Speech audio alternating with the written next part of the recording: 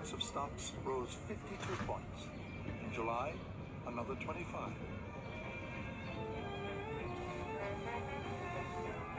At sea and on land, everyone seemed to be making money. It was a stampede of buying, and major speculators like John Jacob Raskob whipped up the frenzy. He told readers of the Ladies' Home Journal that now everyone could be rich.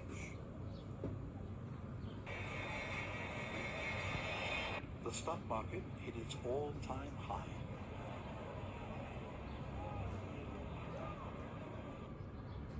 On September 5th, economist Roger Babson gave a speech to a group of businessmen.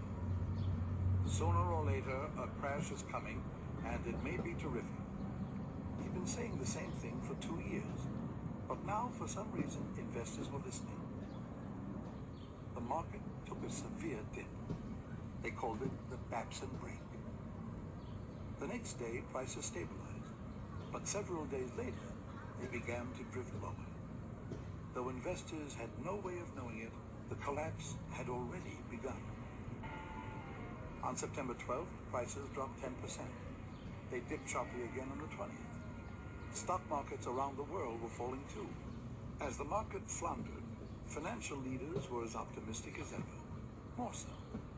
Just 5 days before the crash, Thomas Lamont, acting head of the highly conservative Morgan Bank, wrote a letter to President Hoover. The future appears brilliant. Our securities are the most desirable in the world. Charles Mitchell assured nervous investors that things have never been better. Monday, October 21st. Hoover, along with the political and financial leaders of the country, arrives in Dearborn, Michigan, to celebrate the 50th anniversary of Edison's invention of the light bulb. The host is Henry Ford. The country is reminded that in 50 short years, men like Ford, Durant, and Edison had transformed America from a third-rate power into the industrial giant of the world. And while they celebrated, their world was beginning to fall apart.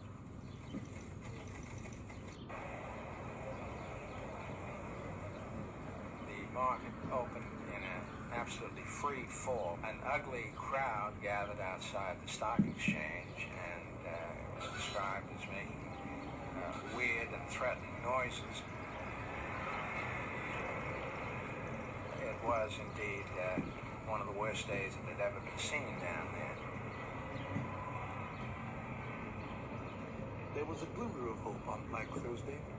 Directly across from the New York Stock Exchange was a low, stately building, the House of Morgan. 22 years earlier, J. Pierpont Morgan had stopped the panic of 1907. October 24th. I know. All eyes were now on acting head Thomas W. Lamont.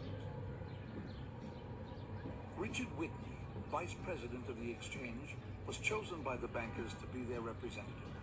At 1:30 in the afternoon, at the height of the panic, he strode across the floor and in a loud, clear voice ordered 10,000 shares of U.S. Steel at a price considerably higher than the last bid. He then went from post to post, shouting buy orders for key stocks.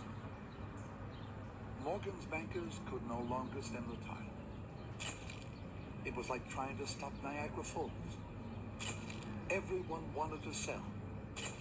AT&T down 50%. RCA wants $110 a share, couldn't find buyers at 26. Blue Ridge 100 plunged to $3, and still no buyers. On the floor, they had never seen anything like it. A fistful of red orders, just like chickens with their head cut off. They didn't know which way to run. William Durant, the bull of the bulls, now tried single-handedly to support the market. The further it plunged, the more of his millions he poured into it. In brokers' offices across the country, the small investors, the tailors, the grocers, the secretaries, stared at the moving ticker in numbed silence.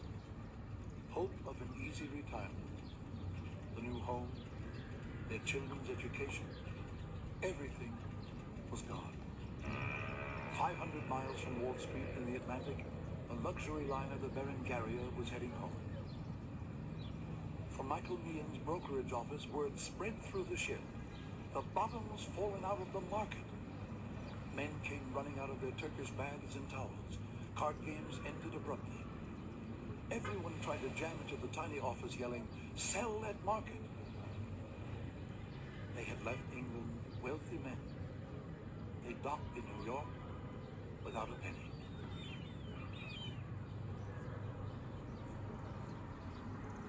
There's nothing unique about this. It is something which happens every 20 or 30 years, because that is about the length of the financial memory. In the 1930s, Charles Mitchell was hounded by Senate committees and the IRS. The crash had left him $12 million in debt. Mitchell made a remarkable comeback. He paid off his debts and died in 1955, a highly respected figure on Wall Street. In 1936, William Durand filed for bankruptcy. His only assets, which he valued at $250, were the clothes on his back. In the late 30s, the founder of General Motors tried his hand at everything from running a bowling alley to selling a cure for dandruff. He died in 1947, still talking about making a comeback. Herbert Hoover spent much of the early 1930s fishing. He explained in a speech that fishing is a constant reminder of humility and of human frailty, for all men are equal before fishes. In 1940, the day before Thanksgiving, a photographer snapped this photograph of an old and very tired Jesse Livermore. Several hours later, Livermore would go into a men's washroom and put a bullet through his head.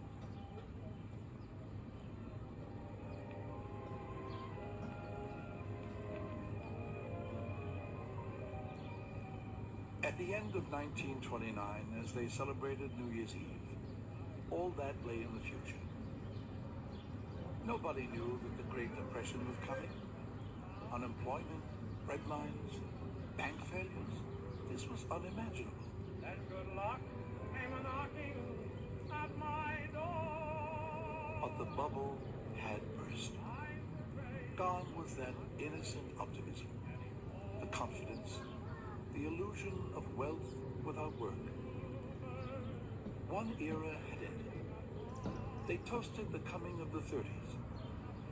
But somewhere, deep down, they knew the party was over. Blue sky smiling at me, nothing but blue skies do I see. I never saw the sun shining so bright, I never saw things going so right, noticing the days